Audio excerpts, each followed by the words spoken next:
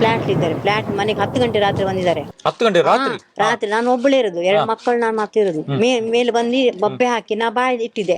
PRK ನಮ್ಗೆ ಯಾಕೆ ಅದು ನೀವು ಸತ್ರೆ ನಿಮ್ದು ಇದಾಗ್ಬೇಕಲ್ಲ ಮಣ್ಣ. ನಾ ಹೇಳಿದೆ 2 LIC ಸಹ ಉಂಟಲ್ಲ ಅದು ಯಾಕೆ ಅಂತ ಕೇಳಿದೆ. ಅದಕ್ಕೆ ಹೇಳಿದ್ರ ನೀವು ಬೇಕಾದ ಜೀವ ತೆಗಿರಿ, ನಮ್ಮ ದುಡ್ಡು ನಮ್ಗೆ ನಾವು ತೆಗೆದು ಕೊಟ್ಟಿದ್ದಲ್ಲ ಹೇಳ್ತಾ ನನಗೆ ಹೇಳಿದ್ರು. ರತ್ನ ಮೇಡಮ್ ಹೇಳಿದ. ರತ್ನ ಮೇಡಮ್ ಹೇಳಿದ್ರು ಸ್ವಸಹಾಯ ಸಂಘದಲ್ಲಿ ಒಂದು ದಿವಸ ಆದ್ರೂ ಇವತ್ತು ಸರ್ವರ್ ಸರಿ ಇಲ್ಲ, ನಾಳೆ ಬನ್ನಿ ಅಂತ ಹೇಳಿದ್ದಾರೆ.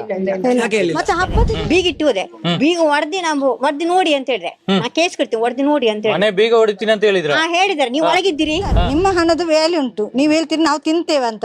ಹಾಗಾದ್ರೆ ನಮ್ಮ ಹಣ ಬಿಡುವಾಗ ಉಳಿತಾಯದ ಹಣ ಅದಕ್ಕೆ ಅವರಿಗೆ ಸೇರಿಸಿ ಏನು ಕೊಡುದಿಲ್ಲ. ನೋಡಿ ಅವರ ಮಾತಲ್ಲೇ ಕೇಳಿ, ಮನೆಗೆ ಹೋಗಿ ದುಡ್ಡು ಕಟ್ಟಲಿಲ್ಲ ಅಂದ್ರೆ ಸತ್ತು ಹೋಗಿ ಅಂತ ಹೇಳ್ತಾರೆ. 10 ಗಂಟೆ ರಾತ್ರಿ ಕರ್ಕೊಂಡು ಬರೋದು ಅಲ್ಲಿ ಮೇಡಮ್. ನೀವು ಯಾರ ಹತ್ರ ಕಟ್ಟಿಸ್ಲಿಕ್ಕೆ ಉಂಟು ಅವ್ರ ಹತ್ರ ಕಟ್ಟಿಸಿ, ನಾನ್ ಕಟ್ಟುದಿಲ್ಲ. ನನಗೆ ನೀವು ಪಾಸ್ಬುಕ್ ಕೊಡಿ, ನಾ ಕಟ್ತೇನೆ. ಅವರೆಲ್ಲ ಸೇರಿಕೊಂಡು ಗ್ರೂಪ್ ಮಾಡಿದ್ದಾರೆ, ವಾಟ್ಸ್ಆಪ್ ಗ್ರೂಪ್ ಮಾಡಿದ್ದಾರೆ. ಒಂದೊಂದು ಗ್ರೂಪ್ ಅಲ್ಲಿ 50 ರಿಂದ 80, 100, 500 ತನಕ ಜನ ಇದ್ದಾರೆ. ನಿರಂತರ ಮಾಡ್ಬೇಕು, ಹಾಗಾದ್ರೆ ಲೋನ್ ಕೊಡುವುದು, ಸುರಕ್ಷಾ ಮಾಡ್ಬೇಕು, ಹಾಗಾದ್ರೆ ಲೋನ್ ಕೊಡುವುದು, ಮತ್ತೆ LIC ಮಾಡಿದೆ, PRK ಮಾಡ್ಬೇಕು. ಇಲ್ಲಿ ತನಕ ನಿಮ್ಮ ಲೋನಿಗೆ ಎಷ್ಟೆಲ್ಲ ಸರ್ಕಾರದಿಂದ ಸಬ್ಸಿಡಿ ಬಂದಿದೆ ಅದೆಲ್ಲ ಇವರಿಗೆ ಬಡ್ಡಿ ಸಮೇತ ಸಿಗ್ಬೇಕು. ಅದನ್ನ ಅವರು ತಿಂತಾ ಇದ್ದಾರೆ. ನೀವು ಸತ್ತಿದ್ದೀರಾ, ನಿಮ್ಗೆ ಕಾಲಿಲ್ವಾ, ಕಾಲ್ ಮುರಿದಿದ್ಯಾ, ಹಾಗೆ ಹೀಗೆ ಅಂತೆಲ್ಲ ಬೈತಾ ಇರ್ತಾರೆ.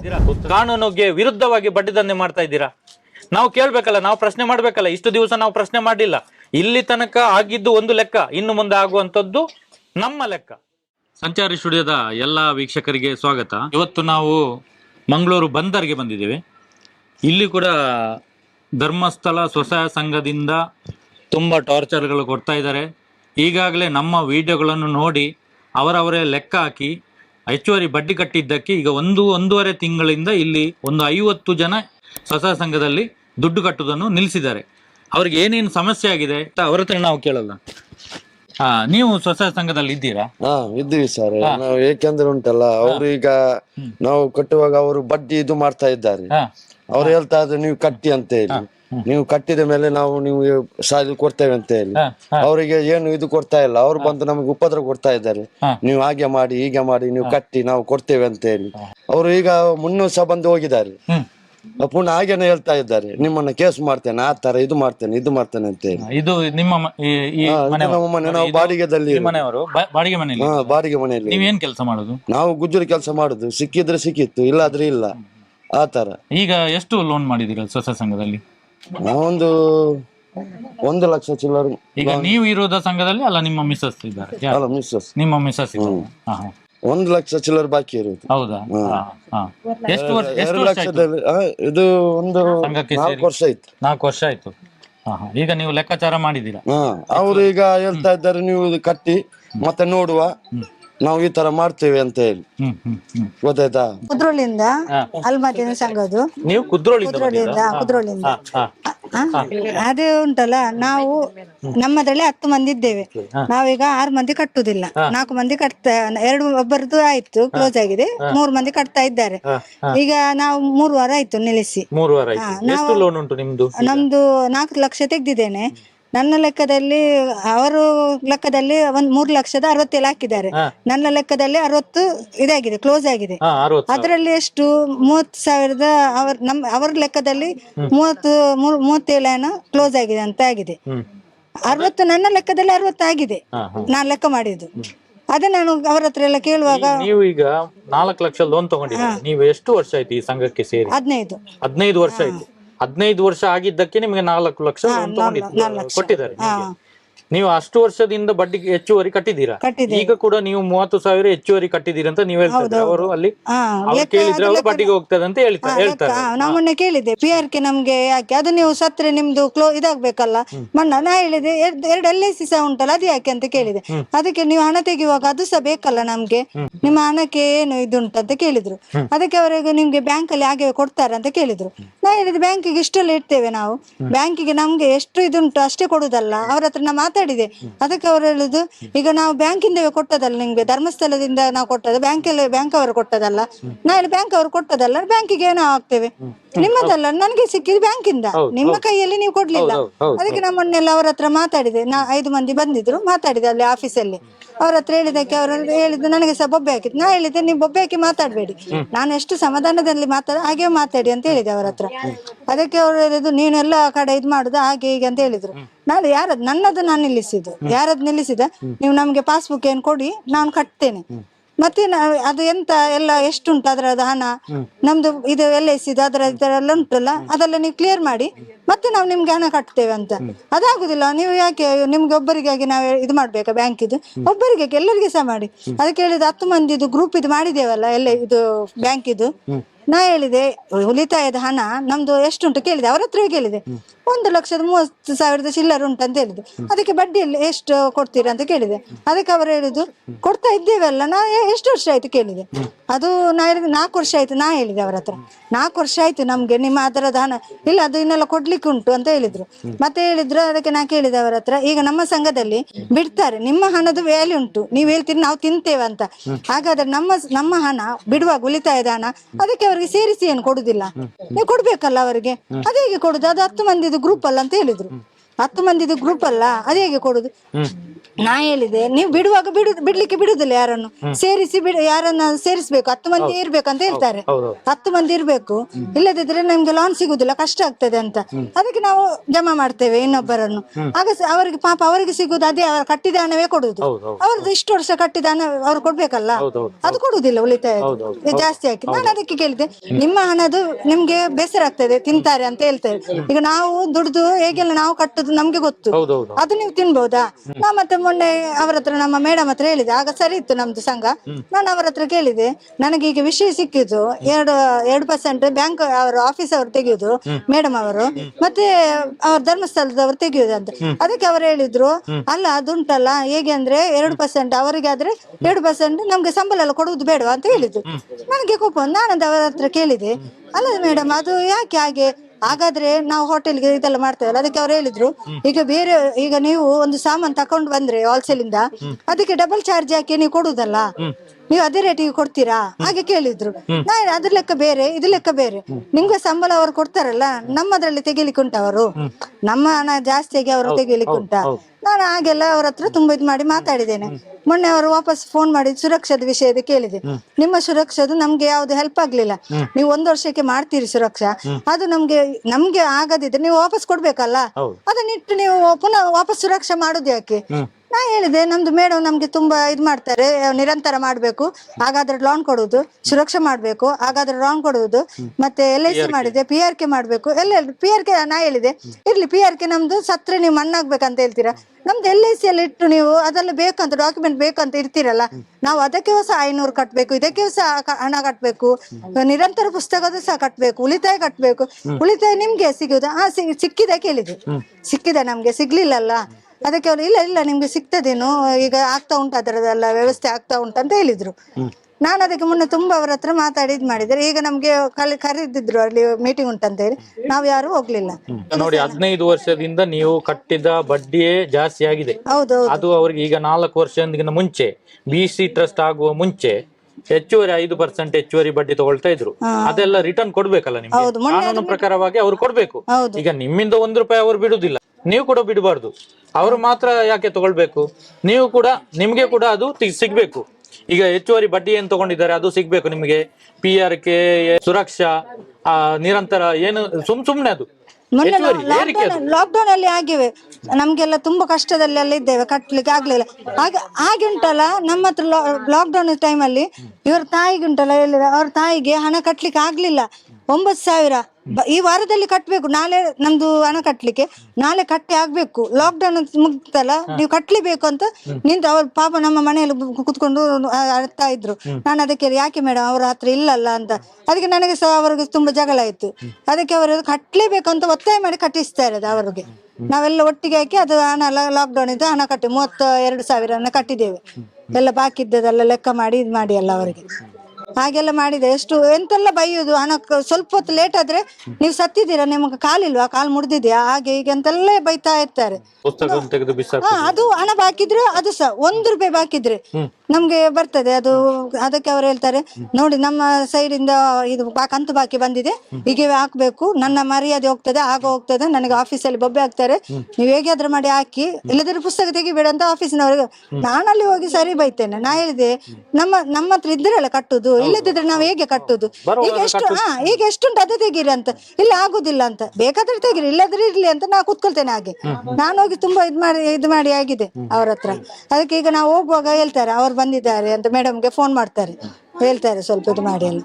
ಅದಕ್ಕೆ ನಾನು ಅವ್ರ ಹತ್ರ ಮೇಡಮ್ ಹತ್ರ ಮೊನ್ನೆ ಹೇಳಿದೆ, ನೀವು ಯಾರ ಹತ್ರ ಕಟ್ಟಿಸ್ಲಿಕ್ಕೆ ಉಂಟು ಅವ್ರ ಹತ್ರ ಕಟ್ಟಿಸಿ, ನಾನು ಕಟ್ಟುದಿಲ್ಲ, ನನಗೆ ನೀವು ಪಾಸ್ಬುಕ್ ಕೊಡಿ ನಾ ಕಟ್ತೇನೆ, ಬ್ಯಾಂಕ್ ಅಲ್ಲಿ ಮಾಡಿ ಹಾಗಿದ್ರೆ ನಾನು ಕಟ್ತೇನೆ ಹೇಗೆ ಅದು. ಅದಕ್ಕೆ ಅವ್ರು ಹೇಳಿದ್ರು ನಾನು ನೋಡುವ ನೀವು ಇನ್ನೆಲ್ಲ ಕೇಸ್ ಮಾಡ್ತೇವೆ ಹಾಗೆ ಹೀಗೆ ಅಂತ ಹೇಳಿ ಹೋಗಿದ್ದಾರೆ. ನೋಡಿ, ವರ್ಷಕ್ಕೆ 40,000 ಕೋಟಿ ಬಡ್ಡಿಗೆ ದುಡ್ಡು ಕೊಡ್ತಾರೆ ಸ್ವಸಹಾಯ ಸಂಘದಲ್ಲಿ. ಈ 40,000 ಕೋಟಿಗೆ 5% ಆಗಿ ಇವರಿಗೆ ಸಬ್ಸಿಡಿ ಬರ್ತದೆ. ಪ್ರತಿಯೊಬ್ಬರಿಗೆ ಸ್ವಸಹಾಯ ಸಂಘದ ಅಕೌಂಟ್ಗೆ ನಿಮ್ಮ ಪಾಸ್ ಪುಸ್ತಕಕ್ಕೆ ಸಬ್ಸಿಡಿ ಹಣ ಬರಬೇಕು. 40,000 ಕೋಟಿಗೆ ಸಾಧಾರಣ ಒಂದು 2,000 ಕೋಟಿ 2,000 ಕೋಟಿಯಷ್ಟು ಹಣ ಬರ್ತದೆ ಸಬ್ಸಿಡಿ. ಈ ಹಣ ಯಾರಿಗೆ ಹೋಗ್ತದೆ? ಇವರು ತಿಂತಾ ಇದ್ದಾರೆ. ನಿಮ್ಮ ಹಣ ಅದು, ನಿಮ್ಗೆ ಎಲ್ಲರಿಗೂ ಸಿಗ್ಬೇಕಾಗಿರೋ ಹಣ ಅದು, ಸಬ್ಸಿಡಿ ಹಣ. ಅದಕ್ಕೆ ಪಾಸ್ ಪುಸ್ತಕ ನಿಮಗೆ ಕೊಡುದಿಲ್ಲ. ನೀವು ಅದೇ ತರ ಮಾಡಿ, ನಮ್ಗೆ ಗವರ್ಮೆಂಟ್ ಇಂದ ಸಬ್ಸಿಡಿ ಬರ್ತದಲ್ಲ. ಅಲ್ಲ ಇನ್ನು ಕೇಳು, ನಮ್ಗೆ ಮೆಸೇಜ್ ಬರ್ಬೇಕಲ್ಲ, ಮೆಸೇಜ್ ಬರ್ಲಿ. ವರ್ಷ ಆಯ್ತು ಉಳಿತಾಯ ಕೊಡ್ಲೇ ಇಲ್ಲ ನಮ್ಗೆ. ಯಾರಿಗೂ ಕೂಡ ಕೊಡುದಿಲ್ಲ. ನೀವು ಹೇಳಿ ನಿಮಗೆ ಏನು ಇದು ಮಾಡಿದೀರಾ, ಜೀವ ಭದ್ರತೆ ಮಾಡಿದೀರಾ, ಅದರಲ್ಲಿ ವಸೂಲ್ ಮಾಡ್ಕೊಳ್ಳಿ. ಇನ್ಶೂರೆನ್ಸ್ ಏನ್ ಮಾಡಿದೀರಾ, ಅದರಲ್ಲಿ ವಸೂಲ್ ಮಾಡ್ಕೊಳ್ಳಿ. ನೀವು ಇದು ಮಾಡ್ತೀರಾ, ಈಗ ನಾವು ಸತ್ತಿದ್ದೇವೆ ಅಂತ ಎನಿಸಿ ಸತ್ತಿದ್ದೇವೆ ಅಷ್ಟೇ ಅಷ್ಟೇ, ಹಾಗೆ ಮಾಡಿ. ಹೌದೌದು, ಕ್ಲೋಸ್ ಮಾಡಿ ಅಂತ ಹೇಳಿದೆ ಮೊನ್ನೆ. ಈಗ ನಾನು ಕೂಡ ಹೇಳಿದ್ದೆ, ನನ್ನದು ಕ್ಲೋಸ್ ಮಾಡಿ, ಬೇಕಾದ್ರೆ ನಂದು ಒಂದು ಮರಣ ಸರ್ಟಿಫಿಕೇಟ್, ಡೆತ್ ಸರ್ಟಿಫಿಕೇಟ್ ಮಾಡಿ ಕೊಡ್ತೇನೆ, ನೀವು ಅದೊಂದು ಕ್ಲೋಸ್ ಮಾಡ್ಕೊಳ್ಳಿ ಅಂತ ಹೇಳಿ. ಅದಾಗುದಿಲ್ಲ, ಅದು ಸೈನ್ ಆಗ್ಬೇಕು, ಸಿಗ್ನೇಚರ್ ಆಗ್ಬೇಕು, ಒರಿಜಿನಲ್ ಆಗ್ಬೇಕು ಅಂತ ಹೇಳಿದ್ರು. ನಾವು ಕಟ್ಟಿದ ದುಡ್ಡಿಗೆ ಅವರಿಗೆ ಒರಿಜಿನಲ್ ಬಾಂಡ್ ಕೊಡುದಿಲ್ಲ, ನಮ್ಮದು ಮಾತ್ರ ಸತ್ರೆ ನಮ್ಮದು ಒರಿಜಿನಲ್ ಬಾಂಡ್ ಬೇಕಂತೆ, ಮರಣ ಸರ್ಟಿಫಿಕೇಟ್ ಬೇಕಂತೆ. ಯಾಕೆ ಹಾಗೆ? ನೀವು ಲೆಕ್ಕಾಚಾರ ಮಾಡಿದೀರಾ, ಹೆಚ್ಚುವರಿ ಬಡ್ಡಿ ಹೋಗಿದೆ. ಇನ್ನು ಮೇಲೆ ನೀವು ಅವ್ರು ನಿಮ್ಮ ಅಷ್ಟೇ ಪಾಸ್ ಪುಸ್ತಕ ಕೊಟ್ರೆ ನೀವು ಕಟ್ಟ ಅಷ್ಟೇ. ಈಗ ನೋಡಿ, ಎಲ್ಲಾ ಕಡೆ ಆನ್ಲೈನ್ ಟ್ರಾನ್ಸಾಕ್ಷನ್ ಇದೆ. ಪ್ರತಿಯೊಂದು ನಾವು ಸಾಲ ತಗೊಂಡ್ರೆ ಈಗ ಮೊಬೈಲ್ ಅಲ್ಲಿ ಯಾರಾದ್ರೂ ದುಡ್ಡಿದ್ರೆ ಇಮಿಡಿಯೇಟ್ ಆಗಿ ಯಾವಾಗ ಬೇಕಾದ್ರೂ ಕಳಿಸಬಹುದು. ಇಲ್ಲಿ ಏನ್ ಮಾಡ್ತಾರೆ, ಕ್ಯಾಶೇ ತಗೊಳ್ತಾರೆ. ಆನ್ಲೈನ್ ಟ್ರಾನ್ಸಾಕ್ಷನ್ ಆಗ್ತದ? ಇಲ್ಲ. 9 ಗಂಟೆಯಿಂದ 10 ಗಂಟೆಗೆ ಎಲ್ಲಾ ಸಂಘದ ದುಡ್ಡು ಕಟ್ಟಿ ಆಗ್ಬೇಕು. ಬ್ಯಾಂಕ್ ಅವ್ರು ಬರ್ತಾರೆ, 10-9 ಕಟ್ಟಿ ಆಗ್ಬೇಕು, ಬ್ಯಾಂಕ್ ಅವ್ರು ಬರ್ತಾರೆ. ನೋಡಿ, ನಾನೊಂದು ಹೇಳ್ತೇನೆ ನೋಡಿ, ನೀವು ಬ್ಯಾಂಕಿಗೆ ಹೋಗಿರ್ಬೋದು, ಆಮೇಲೆ ಈಗ ರೇಷನ್ ತಗೊಳ್ಳಿಕ್ಕೆ ಹೋಗಿರ್ಬೋದು, ಯಾವಾಗ್ಲೂ ನಿಮ್ಗೆ ಅಲ್ಲಿ ಸರಿ ಇರ್ತದ? ಸರ್ವರ್ ಸರಿ ಇಲ್ಲ, ಹಾಗೆ ಹೀಗೆ ನಾಳೆ ಬನ್ನಿ ಅಂತ. ಒಂದು ದಿವಸ ಆದ್ರೂ ನಿಮ್ಮ 15 ವರ್ಷದಿಂದ ನೀವು ಇದ್ದೀರಾ ಸ್ವಸಹಾಯ ಸಂಘದಲ್ಲಿ, ಒಂದು ದಿವಸ ಆದ್ರೂ ಇವತ್ತು ಸರ್ವರ್ ಸರಿ ಇಲ್ಲ ನಾಳೆ ಬನ್ನಿ ಅಂತ ಹೇಳಿದಾರೆ? ಮತ್ತೆ ಹಬ್ಬದ ದಿವಸ ಬಿಡು ಕಟ್ಲಿಕ್ಕೆ ಗವರ್ಮೆಂಟ್ ಎಲ್ಲ ರಜೆ ಇರ್ತದೆ. ಹಬ್ಬದ ದಿವಸ ಇರ್ತದ, ಬ್ಯಾಂಕ್ ಇರುದಿಲ್ಲ. ಇವರು ಹೇಳ್ತಾರಲ್ಲ, ಎಂತ ಮಾಡ್ತಾರೆ, ಯಾವ್ದು ಹಬ್ಬ ಇದ್ರೆ ಒಂದು ದಿವಸ ಮೊದಲು ಮಾಡ್ತಾರೆ. ನಮ್ದು ಹಬ್ಬ ಇದ್ರೆ ಉಂಟಲ್ಲ ಅವತ್ತು ಕಳಿಸ್ಲೇಬೇಕು, ಬೆಳಿಗ್ಗೆ ಹೋಗ್ತೇವೆ. ನೋಡಿ, ಮೊದಲು ತೆಗಿಲಿಕ್ಕಿಲ್ಲ, ಒಂದ್ ದಿವಸ ಕಳೆದ ಮೇಲೆ ತೆಗಿಬೋದು. ಈಗ ನೋಡಿ, ಇವತ್ತು ರಜೆ ಇದ್ರೆ ಇವತ್ತು ತೆಗಿಲಿಕ್ಕಿಲ್ಲ, ನಿನ್ನೆ ತೆಗಿಲಿಕ್ಕಿಲ್ಲ, ನಾಳೆ ತೆಗಿಬಹುದು. ಹೌದು, ಇವರೆಗೆಲ್ಲ ಒಂದ್ ದಿವಸ ಮುಂಚೆ ತೆಗೊಳ್ಳುದು. ಇದಾಗೆ ಮುನ್ನ ಎಷ್ಟು ಹಬ್ಬದಲ್ಲಿ ಸಂಘ ಬರ್ತದಲ್ಲ, ಆಗ ಕಟ್ಲಿ ಬೆಳಿಗ್ಗೆ ಹೋಗಿ ಮಕ್ಕಳೆಲ್ಲ ಕಟ್ಟು. ನೋಡಿ, ಮೊನ್ನೆ ಒಂದು ನಮ್ಮ ಟಿವಿ ಚಾನಲ್ ಅಲ್ಲಿ ಒಂದು ಅವರು ವಿಡಿಯೋ ಹಾಕಿದ್ದಾರೆ. ನಮ್ಮದು ಮತ್ತೆ ನಮ್ಮ ಬ್ಯಾಂಕ್ ಸರ್ವರ್ ಟೈಅಪ್ ಆಗಿದೆ, ಇಲ್ಲಿ ದುಡ್ಡು ಕಟ್ಟಿದ ಕೂಡಲೇ ನಮ್ಮ ಬ್ಯಾಂಕಿಗೆ ಹೋಗ್ತದೆ, ಇಮಿಡಿಯೇಟ್ ಆಗಿ ರಿಸಿಪ್ಟ್ ಬರ್ತದೆ. ಹಾಗಾದ್ರೆ ಇಲ್ಲಿ ಬ್ಯಾಂಕಿಗೆ ಹೋದ್ರಲ್ಲಿ ಸರ್ವರ್ ಇರುವುದಿಲ್ಲ, ಇಲ್ಲಿ ಯಾಕೆ ಸರ್ವರ್ ಇರ್ತದೆ? ಅದೇ ಯಾಕೆ ಇಮಿಡಿಯೇಟ್ ಹೋಗ್ತದೆ? ನೋಡಿ, ಧರ್ಮಸ್ಥಳ ಸ್ವಸಹಾಯ ಸಂಘದಲ್ಲಿ ಸರ್ವರ್ ಇದೆಯಲ್ಲ, ಬ್ಯಾಂಕಿಗೆ ಟೈಅಪ್ ಆಗಿದ್ರು ಕೂಡ, ಬ್ಯಾಂಕ್ ಅಲ್ಲಿ ಸರಿ ಇಲ್ಲದಿದ್ರು ಕೂಡ ಇಲ್ಲಿ ಇವರ ಆಫೀಸ್ ಅಲ್ಲಿ ಸರಿ ಇರ್ತದೆ. ಬ್ಯಾಂಕಿಗೆ ಹಣ ಕಟ್ಟಬೇಕು, ಬ್ಯಾಂಕಿಗೆ ಫೋನ್ ಮಾಡಿ ನನ್ನ ಅಕೌಂಟಿಗೆ ಒಂದು 5,000 ಹಾಕಿ, ನಾನು ಈಗ ತಗೊಂಡ್ ಬರ್ತೇನೆ ದುಡ್ಡು ಅಂತ ಹೇಳಿದ್ರೆ ಅವ್ರು ಹಾಕ್ತಾರ? ಮತ್ತೆ ಇಲ್ಲಿ ಯಾಕೆ ಆಗ್ತದೆ? ಇಲ್ಲಿ ಸರ್ವರ್ಗೆ ಟೈಅಪ್ ಆಗಿದಂತೆ ಇಮಿಡಿಯೇಟ್ ಆಗಿ ಅಕೌಂಟಿಗೆ ಬೀಳ್ತದಂತೆ, ಇವರು ಮತ್ತೆ ಹೋಗಿ ಸಾಯಂಕಾಲ ಹೋಗಿ ತಗೊಂಡೋಗಿ ದುಡ್ಡು ಕಟ್ಟುದಲ್ಲಿ. ಅದೇ ಇಲ್ಲ, ನಮ್ಗೆ ಈಗೆಲ್ಲ ತಲೆಗೆ ಹೋಗ್ತು. ಈಗ ಲೆಕ್ಕಾಚಾರ ಮಾಡಿದ್ದೇವೆ, ಎಲ್ಲ ಮಾಡಿ ನಾವು ಹೇಳುದು ಲೆಕ್ಕಾಚಾರ ಉಂಟಲ್ಲ, ನಾವು ಈಗ ನಮ್ಮದ್ರಲ್ಲಿ ಪುಸ್ತಕದಲ್ಲಿ ನೋಡಿದ್ದೇವೆ, ಲೆಕ್ಕಾಚಾರ ಸರಿ ಇಲ್ಲ, ಅದೇ ಇದರಲ್ಲಿ ಮೇಡಮ್ ಅವರ ಹತ್ರ ಹೇಳಿದ್ದೇವೆ, ನಮ್ಗೆ ಸರಿ ಆಗ್ಲಿಲ್ಲ ನಿಮ್ದು ಲೆಕ್ಕಾಚಾರ. ನಾವು ಕೂಡ ಅದೇ ಹೇಳುದು, ನೀವು ಕಟ್ಟಬೇಡಿ ಅಂತ ನಾವು ಹೇಳುದಿಲ್ಲ, ಈಗ ನಿಲ್ಲಿಸಿ, ನಿಮ್ಮ ಲೆಕ್ಕಾಚಾರ ಆಗ್ಬೇಕು. ಇಲ್ಲಿ ತನಕ ನೀವು ಹೆಚ್ಚುವರಿ ಏನು ಬಡ್ಡಿ ಕಟ್ಟಿದ್ದೀರಾ ಅದು ನಿಮ್ಗೆ ರಿಟರ್ನ್ ಸಿಗ್ಬೇಕು. ಇನ್ಶೂರೆನ್ಸ್ ಅದು ಇದು ಏನು ಡಾಕ್ಯುಮೆಂಟ್ ಇಲ್ಲದೆ ನಿಮಗೆ ಕೊಟ್ಟಿದ್ದಾರೆ, ಅದನ್ನೆಲ್ಲ ಬಡ್ಡಿ ಸಮೇತ ನಿಮಗೆ ರಿಟರ್ನ್ ಕೊಡ್ಬೇಕು ಅವರು. ಅದೆಲ್ಲ ಲೆಕ್ಕಾಚಾರ ಆದ್ಮೇಲೆ ಉಳಿದದ್ದು ಮತ್ತೆ ನೀವು ಎಲ್ಲಿ ಸ್ವಸಹಾಯ ಸಂಘದ ಬ್ಯಾಂಕ್ ಪಾಸ್ ಪುಸ್ತಕ ಕೊಟ್ರೆ ಅಲ್ಲಿ ಕಟ್ಟಿ, ತಿಂಗಳು ಕಟ್ಟಿ, ತೊಂದರೆ ಇಲ್ಲ, ಕಟ್ಟಿ. ಅದ್ ನಾವು ಹೇಳಿದ್ದೇವೆ ಹಾಗೆ. ಏನ್ ನಿಮ್ದು ಏನ್ ಸಮಸ್ಯೆ? ನಮ್ದು 3 ಲಕ್ಷ ತೆಗ್ದಿದ್ದು. ನಿಮ್ದೇ ಅದು ಇದೇ ಊರ? ಇದೇ ನಮ್ದೇ. 3 ಲಕ್ಷ ತೆಗ್ದಿದ್ದು, ಅದು 2 ಲಕ್ಷ ಆಗಿದೆ. ನಿಮ್ಮಲ್ಲಿ ಎಷ್ಟು ಜನ ಸಂಘದ ಸದಸ್ಯರು? ಸಂಘದಲ್ಲಿ ಇದು ಮೇಡಮ್ 14 ಜನ ಇದ್ದಾರೆ. 14 ಜನ 14 ವರ್ಷ ಆಯ್ತು ತೆಗ್ದು. 14 ಜನ ಕೂಡ ಬಿಟ್ಟಿದ್ದೀರಾ? ಇಲ್ಲ ಇಲ್ಲ ಇದ್ದಾರೆ ಎಲ್ಲ. ಎಷ್ಟು ಜನ ಈಗ ಎಷ್ಟು ಜನ ಕಟ್ತಾ ಇದ್ದಾರೆ? ಎಲ್ಲ ಕಟ್ತಿದ್ದಾರೆ ಈಗ. ಎಷ್ಟು ಜನ? 4 ಜನ. 4 ಜನ ಕಟ್ತಾರೆ, 4 ಜನ ಬಿಟ್ಟದ? ಇಲ್ಲ 4 ಜನ ಕಟ್ಟದಿಲ್ಲ. 4 ಜನ 10 ಜನ ಕಟ್ತಾ ಇದ್ದಾರೆ. 10 ಜನ ಕಟ್ತಿದ್ದಾರೆ. ಎಷ್ಟು ಸಮಯ ಆಯ್ತು ನೀವು ನಿಲ್ಲಿಸಿ 1 ತಿಂಗಳಾಯ್ತು. 1 ತಿಂಗಳು 1 ವಾರ ಆಯ್ತು. 1 ವಾರ ಆಯ್ತು. 5 ವಾರ ಆಯ್ತು. ಈಗ ಮೊನ್ನೆ ಮನೆಗೆ ಬಂದು ರಾತ್ರಿ ನಾವು ಫ್ಲಾಟ್ ಇದ್ದಾರೆ. ಫ್ಲಾಟ್ ಮನೆಗೆ 10 ಗಂಟೆ ರಾತ್ರಿ ಬಂದಿದ್ದಾರೆ. 10 ಗಂಟೆ ರಾತ್ರಿ? ರಾತ್ರಿ ನಾನು ಒಬ್ಬಳೇ ಇರೋದು, 2 ಮಕ್ಕಳು ನಾನು ಮಾತಿರೋದು. ಮೇಲೆ ಬಂದು ಬಬ್ಬೆ ಹಾಕಿ ನಾ ಬಾಯಿ ಇಟ್ಟಿದ್ದೆ. ನೀವು ಬಾಯಿ ತೆಗಿರಿ ಅಂತ ಹೇಳಿದ್ರು. ನಾ ತೆಗಿದಿಲ್ಲ ಅಂತ ಹೇಳಿದೆ. ತೆಗಿರಿ ನಾವು ಇದ್ದೀವ ಮೇಡಮ್ ಎಲ್ಲ ಬಂದಿದ್ರು. ಶಾಪಲ್ಲಿ ಇಟ್ಟು ಹೋದ್ರು. ಎಂತೆಲ್ಲ ಹೇಳಿದ್ರು, ನಿಮ್ಮ ಮಕ್ಕಳು ಹಾಗಾಗ್ಲಿ ಹೀಗಾಗ್ಲಿ ಅಂತ ಹೇಳಿದ್ರು. ನಾ ಹೇಳಿದೆ ಅದು ನಿಮ್ಗೆ ಆಗೋದು, ನನಗೆ ಆಗುದಿಲ್ಲ. ನಾನು ಕಟ್ತಾ ಇದ್ದೀನಲ್ಲ, ಈಗ ನನಗೆ ಕಟ್ಲಿಕ್ಕೆ ಆಗುದಿಲ್ಲ. ನನ್ನ ಗಂಡನ ತೀರಿ ಹೋಗಿದ್ದಾರೆ. ನಾ ತೆಗೆದುಕೊಟ್ಟಿದ್ದು ಮಕ್ಕಳಿಗೆ ಕೆಲಸನೂ ಇಲ್ಲ ಅಂತ ಹೇಳಿದೆ. ಕಟ್ಟಬೇಕು, ಹೇಗೆ ಮಾಡಿ ಕಟ್ಟಿ, ನೀವು ಬಿಡುದಿಲ್ಲ ನಾನು ಹಾಗೆ ಹೀಗೆಲ್ಲ ಅಂತೇಳಿ ಬೈದೆಲ್ಲ ಹೋದು. ವಾಪಸ್ ಫೋನ್ ರತ್ನ ಮೇಡಮ್. ಹಾ ಅಲ್ಲಿ ಕುದುಳಿ ಜನ. ಹಾ ಅವ್ರು ಬೈತಾ ಇದ್ರು. ನಾನು ಹೇಳಿದೆ, ನೀವು ಶಾಪ ಬಿದ್ದು ನಿಮ್ಗೆ ಅದು ನಮ್ಗೆ ಅಂತಲ್ಲ ಅಲ್ಲ, ಆ ದೇವ್ರು ನಿಮ್ಗೆ ಕೊಡ್ತದೆ, ದೇವ್ರು ಕೊಡಲು ಇರುದಿಲ್ಲ. ಮನೆಗೆ ನಂಗೆ ಹುಷಾರಿಲ್ಲ, ಮನೇಲಿದ್ದೆ ನಾನು. ಅವಾಗ ಬಂದ್ರು ಅದಕ್ಕೆ ದೇವ್ರು ಕೊಟ್ಟಿದ್ ನಿಮ್ಗೆ, ನೀವು ಕಟ್ಟುದಿಲ್ಲಲ್ಲ. ನಾನು 2 ಕಟ್ಟಿದ್ದೀನಲ್ಲ, ನೀನು 1 ಲಕ್ಷ ಅಲ್ಲ ಹಾಕಿರೋದು. ಈಗ ನನ್ನಡೆ ಕಟ್ಲಿಕ್ಕೆ ಆಗುದಿಲ್ಲ, ಮಕ್ಕಳಿಗೆ ಕೆಲಸ ಇಲ್ಲ. ನೀವು ಎಷ್ಟು ವರ್ಷ ಆಯ್ತು? 14 ವರ್ಷ ಆಯ್ತು. 14 ವರ್ಷ ಆಯ್ತು. ಎಷ್ಟು ಕಟ್ಟಿದಿಲ್ಲ ಅಂತ ಹೇಳುದು ಅವರು. ಎಷ್ಟು ನಾವು ಕಟ್ತೀವಿ. ನಾನು 4 ಹೌದು ಎಷ್ಟು ತಿಂಗಳಾಯ್ತು? 1 ತಿಂಗಳಾಯ್ತು ಕಟ್ಟಿಲ್ಲ ನಾನು. 1 ತಿಂಗಳಾಯ್ತು. ಹೇಳುದೇ ಇಲ್ಲ, ನೀ ಕಟ್ಟಿ ನೀವು ಅಂತೇಳಿ 3 ಸಾವಿರ ಕಟ್ತಿದ್ದೆ. ಕಟ್ಟಿ ನೀವು ಎಲ್ಲ ಬಡ್ಡಿಗೆ ಹೋಗ್ತಾ ಇತ್ತು. ಎಲ್ಲ ಬಡ್ಡಿಗೆ. 1 ಸಲ 4 ಸಾವಿರ ಕಟ್ತಿದ್ದೆ ಸುರಿಸುರಿಗೆ ನನಗೆ. ಈಗ ನನಗೆ ಆಗುದಿಲ್ಲ ಅಂತ 3 ಸಾವಿರ ಕಟ್ಟಿ ಆಗ್ಬೇಕು ಅಂತ ಹೇಳಿ ಜಗಳ ಮಾಡೋದು. ಎಲ್ಲ ಇನ್ಸ ಕರ್ಕೊಂಡ್ ಬರುದು ನಮ್ಮ ಮನೆಗೆ. ಕರ್ಕೊಂಡ್ ಮೊನ್ನೆ ಬಿಲ್ಡಿಂಗ್ ಜೋರ್ ಮಾಡಿದ್ರು. ಇಲ್ಲಿ ಯಾರು ಬರುತ್ತಿರ ಹತ್ರ ಎಲ್ಲ ಬರಬೇಡಿ ನೀವು, ಇಲ್ಲಿ ಕಷ್ಟ ಬೇರೆ ಜನಕ್ಕೆ ಅದಾಗುದಿಲ್ಲ, ನಮ್ಗೆ ಕಟ್ಟಿ ಅಂತೇಳಿ ಮನೆ ಸಾರಿ ಜೋರ್ ಮಾಡಿ ಕಳ್ಸಿದ್ದೀನಿ. ಬರಬೇಡಿ ಇಲ್ಲಿಗೆ, ಇಲ್ಲಿ ಗಣಸರು ಯಾರಿಲ್ಲ. ಮತ್ತೆ ಫ್ಲಾಟ್ ಇಲ್ಲಿ ಕಷ್ಟ ಅವರಿಗೆ. ನೀನು ಬಂದ್ರೆ ಎಷ್ಟೊತ್ತಿಗೆ ಬಂದ್ರು ಕೂಡ ಇವರಿಗೆ ಫೋನ್ ಮಾಡಿ ನಮಗೆ ಫೋನ್ ಮಾಡಿ ನಾವು ಅದಕ್ಕೆ ವ್ಯವಸ್ಥೆ ಮಾಡ್ತೇವೆ. ಮತ್ತೆ ಪೊಲೀಸ್ ಸ್ಟೇಷನ್ಗೆ ಕಂಪ್ಲೇಂಟ್ ಮಾಡಿ ಇಮಿಡಿಯೇಟ್ ಆಗಿ. ಯಾಕೆ ನೋಡಿ, ನಮಗೆ ಹೇಳ್ತಾರೆ ಇವರ ಸಮಸ್ಯೆಯನ್ನು ಕೇಳುವಾಗ ರಾತ್ರಿ ಎಲ್ಲ ಹೋಗ್ತಾರೆ. ಯಾಕಂದ್ರೆ ನಾವು ರಾತ್ರಿ ಹೋಗುದು ಯಾಕಂದ್ರೆ ಹಗಲೊತ್ತೆಲ್ಲ ಕೆಲ್ಸಕ್ಕೆ ಹೋಗ್ತಾರೆ, ರಾತ್ರಿ ಕರೀತಾರೆ, ನಮಗೂ ಕೂಡ ಕೆಲಸ ಇರ್ತದೆ. ಅದಕ್ಕೆ ಕರ್ದದ್ದಕ್ಕೆ ನಾವು ಹೋಗುದು. ಮತ್ತೆ ಅವ್ರು ಯಾಕೆ ರಾತ್ರಿ ಬರ್ತಾರೆ? ಅವ್ರು ಬರೋದು ಸರಿಯಾ? ಅದು ಕೂಡ ಕರಾಯದೆ ಬರ್ತಾರೆ. ಬರ್ಬೇಡಿ ಅಂತ ಹೇಳಿದ್ರು ಕೂಡ ಬರ್ತಾರೆ, ಹೋಗಿ ಅಂತ ಹೇಳಿದ್ರು ಕೂಡ ಕೊಡ್ತಾರೆ. ಇದು ಕೊಡುದು ಸರಿಯಾ? ಹೇಳಿ. ಅದಕ್ಕೆ ನೀವು ಬೇಕಾದ ಜೀವ ತೆಗಿರಿ, ನಮ್ಮ ದುಡ್ಡು ನಮ್ಗೆ ನಾವು ತೆಗೆದು ಕೊಟ್ಟಿದ್ದಲ್ಲ. ಹೇಳ್ತಾ ನನಗೆ ಹೇಳಿದ್ರು ರತ್ನ ಮೇಡಮ್ ಹೇಳಿದ್ರು, ನಿಮ್ಮ ಗಂಡ ಜೀವ ಸತ್ತು ಹೋದ್ರು, ಮಗ ಸತ್ತು ಹೋದ, ಅದು ನಿಮ್ಮ ಶಾಪ. ನಂಗೆ ಶಾಪ, ನಿಮ್ಮ ಶಾಪ ನಂಗೆ ಸಿಕ್ಕುದಿಲ್ಲ. ಅದು ಧರ್ಮಸ್ಥಳ ದೇವ್ರು ಉಂಟಲ್ಲ, ನಿಮಗೆ ಕೊಡ್ತದೆ. ಹಾಗೆಲ್ಲ ಶಾಪ ಮಾಡಿ ಹೋಗಿದ್ದಾನೆ. ಅದು ನಿಮ್ಗೆ ನಮ್ಗೇನಾಗುದಿಲ್ಲ ಅಂತ ಹೇಳಿದೆ ರಾತ್ರಿಯಲ್ಲಿ. ಸಾಮಾಜ ಮತ್ತೆ ವಾಪಸ್ ಬಂದ್ರು. ನಮ್ಮ ಹಿತ್ಲಿಗೆ ಇಲ್ಲಿ ಬರಬೇಡಿ ನೀವು, ಇಲ್ಲಿ ಬಿಲ್ಡಿಂಗ್ ಎಲ್ಲ ಜೋರ್ ಮಾಡಿದ್ರಿ, ಬರ್ಬೇಡ್ದು ಇಲ್ಲಿಗೆ. ಅದೆಲ್ಲ ಹೊರಗೆ, ಇಲ್ಲಿ ಯಾರು ಮಾತಾಡ್ಬೇಡಿ ನೀವು ಅಂತ ಹೇಳಿ ಮೊನ್ನೆ ಫೋನ್ ಮಾಡಿದ್ವಿ. ಬರ್ಬೇಕು ಅಂತ, ಬರ್ಲಿಕ್ಕೆ ಆಗುದಿಲ್ಲ ಅಂತ. ಕಟ್ಟುದಿಲ್ಲ ಅಂತ ಹೇಳಿ. ನೀವ್ ಯಾರನ್ನ ಕರ್ಕೊಂಡ್ ನಾನು ಕಟ್ಟುದಿಲ್ಲ. ಒಂದು 10 ಜನ ಕರ್ಕೊಂಡ್ ಬಂದ್ರು ಹಿಂಸರ್ನ. ನಾ ಕಟ್ಟುದಿಲ್ಲ ಅಂತ ಹೇಳಿದೆ. ಬೀಗ ಇಟ್ಟು ಹೋದೆ. ಬೀಗ ಹೊಡೆದಿ ನೋಡಿ ಅಂತ ಹೇಳಿದೆ. ನಾ ಕೇಸ್ ಕಟ್ತೀನಿ, ಹೊಡೆದಿ ನೋಡಿ ಅಂತ ಹೇಳಿ. ಬೀಗ ಹೊಡಿತೀನಿ ಅಂತ ಹೇಳಿದ್ರು. ಹೇಳಿದಾರೆ, ನೀವು ಒಳಗಿದ್ದೀರಿ ಸುಳ್ಳು ಹೇಳುದು ಅಂತ ಹೇಳಿ. ನಾ ಆ ದಿನ ಒಳಗೆ ಇಲ್ಲ. ಅವ್ರು 5 ಗಂಟೆ ಬಂದ್ರು ವಾಪಸ್. ನಾನು ಆ ದಿನ ಇಲ್ಲ.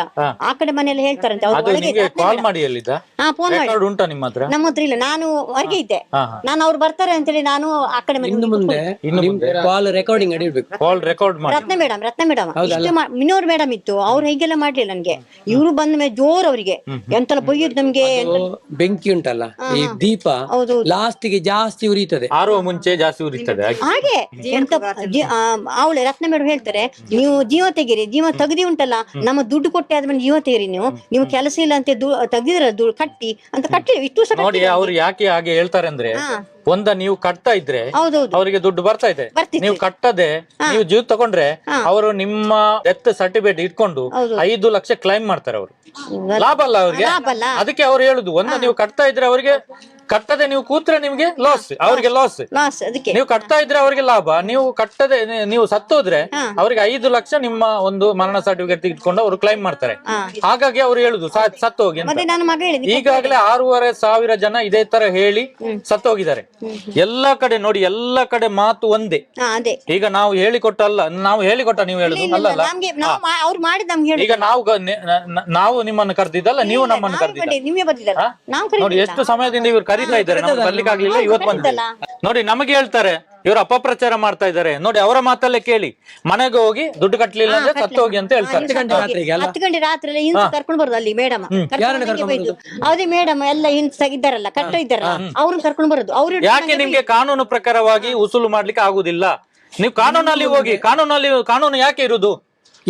ಇನ್ನು ಮುಂದೆ ನಿಮ್ಮ ಮನೆಗೆ ಬಂದ್ರೆ ರಾತ್ರಿ ನೀವು ಬರ್ಬೇಡಿ, 112 ಕಾಲ್ ಎಂತ ಇದೆ ನೀವು ಇಲ್ಲಿಗೆ ಬರ್ಬೇಡಿ, ನೀವು ಹೊರಗೆ ನೋಡುವ. ಅಲ್ಲ ನಿಮ್ಮ ಮನೆಗೆ ಬರ್ಬೇಕಲ್ಲ, ಹಾಗೆ ನಿಮ್ಮ ಮನೆ ಬಂದು ನಾವು ಉಸುಲ್ ಮಾಡ್ತೀವಿ. ಎಂತ ಉಸುಲ್ ಮಾಡ್ತೀವಿ? ಇಷ್ಟೇನು ಕಟ್ಲಿಲ್ಲ ನಾವು 1 ಲಕ್ಷ ಮಾತ್ರ. ಅದ್ರ ನನ್ನ ಮಗ ಹೇಳಿದ, ನಾ ಕಟ್ಟಿದ್ರೆ ಎಂತ ಮಾಡ್ತೀನಿ ನೋಡ್, ನಾ ಕೊಡುದಿಲ್ಲ ಅಮ್ಮನಿಗೆ ಅಂತ ಹೇಳಿದ.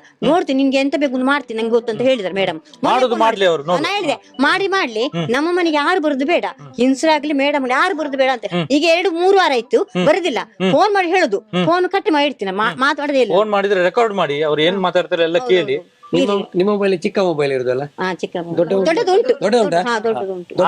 ಅದಕ್ಕೆ ಹಾಕಿ ಅವ್ರು ಯಾವ ಕಾಲ್ ಮಾಡ್ತಾರಲ್ಲ ದೊಡ್ಡ ಮೊಬೈಲ್ಗೆ ಹಾಕಿ ಕಾಲ್ ರೆಕಾರ್ಡ್ ಆನ್ ಮಾಡಿಡಿ, ಅವ್ರು ಮಾತಾಡೋದೆಲ್ಲ ರೆಕಾರ್ಡ್ ಮಾಡಿ ನಮಗೆ ಕಳಿಸಿ. ಅವ್ರ ಮನೆಗೆ ಬಂದ್ರೆ ಎಷ್ಟೊತ್ತಿಗೆ ಬಂದ್ರು ಕೂಡ ವಿಡಿಯೋ ರೆಕಾರ್ಡ್ ಮಾಡಿ ಅವ್ರು ಹೀಗೆ ಇಡೀರಿ. ಅವ್ರಿಗೆ ಕೂಡ ಹೇಳಿ ನೀವು ಕೂಡ ರೆಕಾರ್ಡ್ ಮಾಡಿ, ಯಾಕಂದ್ರೆ ಮತ್ತೆ ಹೇಳ್ತಾರೆ ನಮಗೆ ಅದು ಕಟ್ ಮಾಡಿದ್ದಾರೆ, ಅದು ಅವ್ರು ಬೈದಿದ್ದು ಅದರಲ್ಲಿ ಹಾಕಿಲ್ಲ ಅಂತ ಹೇಳ್ತಾರೆ. ಎಲ್ಲ ಇಲ್ಲಿ ಎಲ್ಲ ವಿಡಿಯೋ ರೆಕಾರ್ಡ್ ಮಾಡಿ ನಮಗೆ ಕಳಿಸಿ, ಎಲ್ಲ ನಾವು ಜನಗಳಿಗೆ ತೋರಿಸ್ತೇವೆ. ಈ ಇಷ್ಟೊತ್ತು ಆಗ್ಲೇ 70 ವಿಡಿಯೋಗಳನ್ನು ಮಾಡಿ ಜನಗಳೆಲ್ಲ ತೋರಿಸಿದ್ದೇವೆ. ಈಗಾಗಲೇ 35,000 ಜನ ಸ್ವಸಹಾಯ ಸಂಘವನ್ನು ನಿಲ್ಲಿಸಿಯಾಗಿದೆ.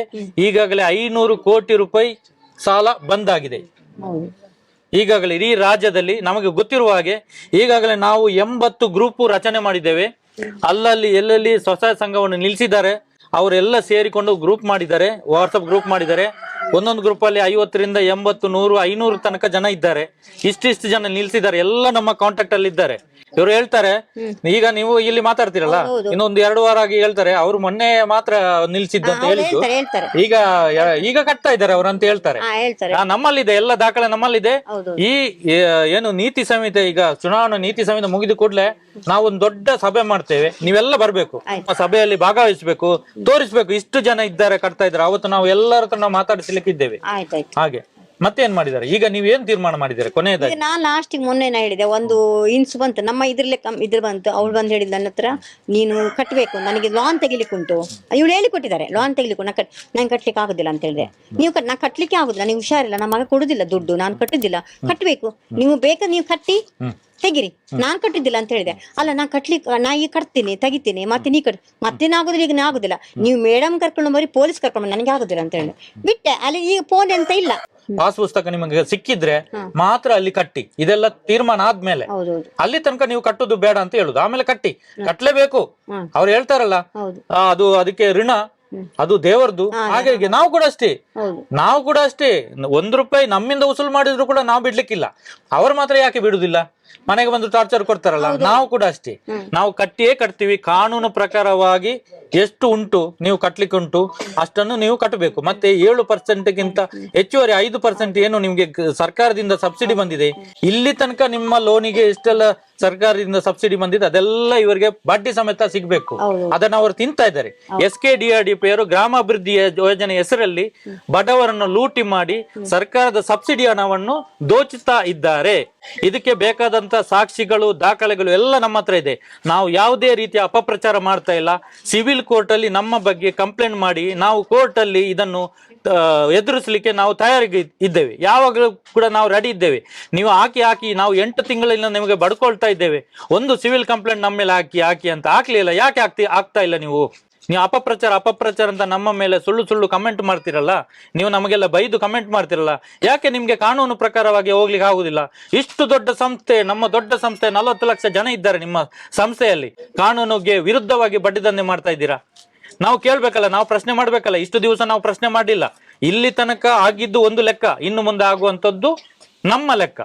ಇಲ್ಲಿ ತನಕ ನಿಮ್ಮ ಲೆಕ್ಕ, ಇನ್ನು ಮುಂದೆ ನಮ್ಮ ಲೆಕ್ಕ. ಇದು ಅವ್ರು ಹೇಳ್ತಾರೆ, ಮೊನ್ನೆ ಆ ಹುಡುಗಿ ಹೇಳ್ತಾಳೆ, ಬಂದ ನಮ್ಮ ಸಂಬಂಧನೇ ಅವಳು ಬಂದು ಹೇಳ್ತಾರೆ, ಅವ್ರು ಹೇಳ್ತಾರಂತೆ, ಮೊನ್ನೆ ವಾರದಲ್ಲಿ ಹೇಳ್ತಿದಾರಂತೆ, ಯಾರು ಕಟ್ಟುದಿಲ್ಲ ಅವರಿಗೆ ನಾವು ಬರ್ತೀವಿ, ನಮ್ಗೆ ಪೊಲೀಸರು ತಗೊಂಡ್ ಬರ್ತೀನಿ, ನಮ್ಮ ದೇವ್ರ ಕೇಳಿ ನಾನು ಹರಕೆ ಇಟ್ಟು ಬಿಡ್ತೇನೆ ಅಂತ ಹೇಳ್ತಾರೆ. ಅದಕ್ಕೆ ನನಗೆ ಗೊತ್ತ, ಹರಕೆ ಅವರಿಗೆ ನನಗೆ ಅಂತ ಆಗುದಿಲ್ಲ. ನಾವು ಅನ್ಯಾಯ ಮಾಡಿದ್ರಲ್ಲ, ಅನ್ಯಾಯ ಇಷ್ಟು ವರ್ಷ ಕಟ್ಟಿದಿನಲ್ಲ, ಈಗ ನಮ್ಮ ಹತ್ರ ದುಡ್ಡಿಲ್ಲ, ಎಲ್ಲಿಂದ ಕಟ್ಟುದು? ನೋಡಿ, ಕೋರ್ಟ್ ಕಾನೂನಲ್ಲಿ ದೊಡ್ಡವರಿಗೆ ಸ್ವಲ್ಪ ದುಡ್ಡು ಕೊಟ್ರೆ ಕಾನೂನು ಸ್ವಲ್ಪ ಬದಲಾವಣೆ ಮಾಡ್ಲಿಕ್ಕೆ ಆಗ್ತದೆ.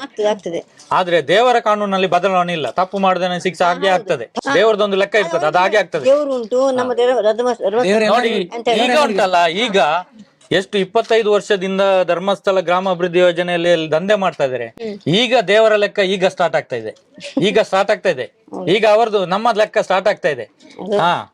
ಆದಷ್ಟು ಬೇಗ ಇದು ಲೆಕ್ಕಕ್ಕೆ ಕೊನೆ ಆಗ್ತದೆ, ಬೇಗ ಆಗ್ತದೆ.